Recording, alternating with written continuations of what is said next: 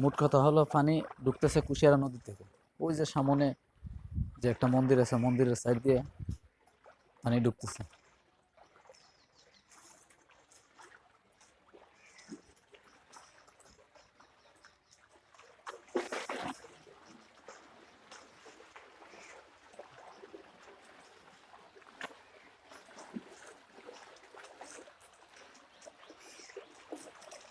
না না, এটা বাড়ি ওর সাইডে দিছ,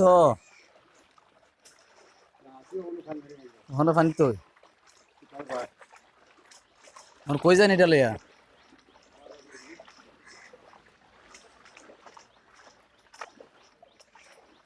দেখুন মানুষে কি কষ্ট করতেছে।